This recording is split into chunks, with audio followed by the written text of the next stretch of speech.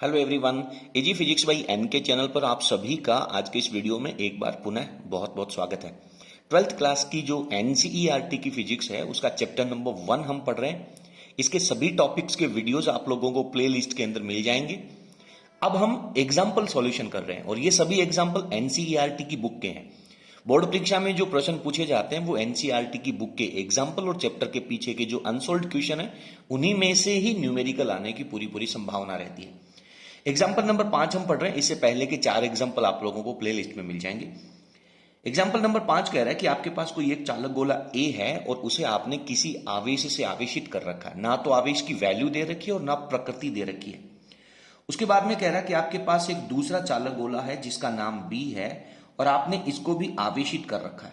लेकिन सवाल कह रहा है कि साहब दोनों के बीच में प्रतिकर्षण बल है। इसका मतलब हमारे पास दो संभावनाएं क्रिएट होती हैं, या तो दोनों पे पॉजिटिव चार्ज होगा या दोनों पे नेगेटिव चार्ज होगा, क्योंकि समान प्रकृति के आवेशों के बीच में ही प्रतिकर्षण बल लगता है। सवाल यह कह रहा है कि इन दोनों गोलों के केंद्रों के बीच की जो दूरी है वो हमें 10 सेंटीमीटर दे रखी है। तो डेफिनेटली सर मान सकते हैं कि इसके ऊपर Q1 चार्ज है और इसके ऊपर हमारे पास जो चार्ज है वो Q2 मान लेते हैं। ठीक है, इस स्थिति में दोनों के बीच में लगने वाला जो प्रतिकर्षण बल है वो हम कूलाम नियम से लगा लेते हैं। तो कूलाम नियम का उपयोग करेंगे तो कूलाम नियम से दोनों गोलों के मध्य प्रतिकर्षण बल, दोनों गोलों के मध्य कितना प्रतिकर्षण बल आ जाएगा वो हम कैलकुलेट कर लेते हैं। प्रतिकर्षण बल कितना हो जाएगा बेटा? कौन सा फॉर्मूला यूज करें सर?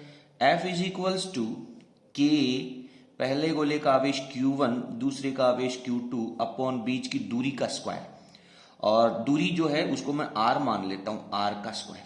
तो अभी के लिए फॉर्मूले में मैं सिर्फ R का स्क्वायर लिख लेता हूं। ये समीकरण नंबर मेरे पास 1 आ जाती है। उम्मीद करता हूं कि आपको इतनी बात समझ में आ गई।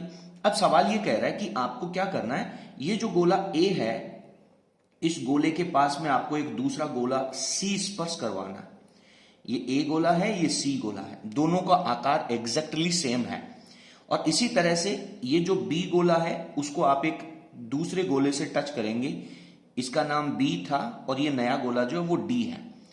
दोनों चालक हैं। जब आप इन दोनों गोलों को स्पर्श करवाएंगे तो इसके ऊपर जो चार्ज था वो आधा आधा डिवाइड हो जाएगा। तो इसके ऊपर जो चार्ज की वैल्यू है वो आपके पास अब कितनी रह जाएगी? Q1 पहले थी, आधी हो गई सर Q1/2। Q1/2 दोनों पे डिस्ट्रीब्यूट हो गया। इन दोनों के ऊपर जितना पहले चार्ज था उसका आधा हो जाएगा Q2/2 एंड Q2/2 इसके ऊपर चार्ज रह जाएगा। अब सवाल कह रहा है कि जो C और D गोले हैं इन दोनों को आप हटा दीजिए, दूर भगा दीजिए। तो अब प्रश्न के अनुसार प्रश्न क्या कह रहा है? प्रश्न कह रहा है कि जो A गोला अब जिस स्थिति में बचेगा उसके ऊपर चार्ज हमारे पास रह गया सर Q1/2, और जो B गोला है उसके ऊपर जितना भी चार्ज हमारे पास था अपन कह रहे हैं कि सर Q2/2 चार्ज था।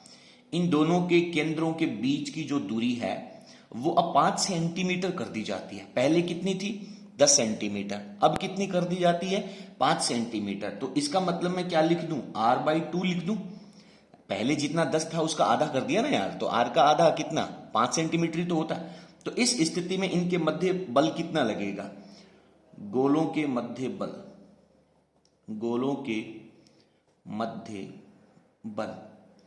कितना हो जाएगा? वही कूलाम का नियम फॉलो करना है। इस बल को अपन F' कह देते हैं कि पहला आवेश हो गया सर Q1/2, दूसरा आवेश हो गया सर Q2/2 अपॉन दूरी का स्क्वायर, और दूरी कितनी है हमारे पास? R/2। तो यहां लिखता हूं मैं R/2 का स्क्वायर। ठीक है, अब इसको आगे सोल्व कर लेता हूं। इधर आ जाते हैं अपन। तो F' is equals to K Q1 Q2 upon ये हो गया R का स्क्वायर बट्टा 4। थोड़ा सा ऊपर ले लेता हूं मैं पेज को, आपको थोड़ा सा अच्छे से दिखेगा। ये हो गया R का स्क्वायर बट्टा 4 इंटू में 2 और 2 का मल्टीप्लीकेशन 4, ये 4 से 4 कैंसिल आउट हो गया।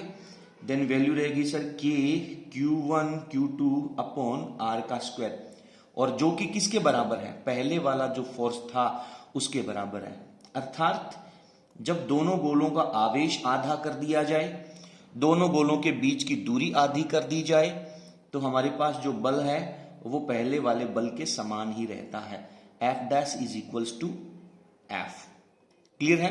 उम्मीद करता हूं कि आपको ये प्रश्न जो है वो अच्छी तरह से समझ में आ गया होगा। यदि आपको वीडियो पसंद आया हो तो प्लीज आप इसे अपने फ्रेंड्स के साथ शेयर करें और वीडियो को लाइक जरूर करें। और अगर अभी तक आपने हमारे चैनल को सब्सक्राइब नहीं किया तो प्लीज चैनल को सब्सक्राइब करें ताकि आगे आने वाले वीडियो के आपको नोटिफिकेशन मिल सके। Thank you.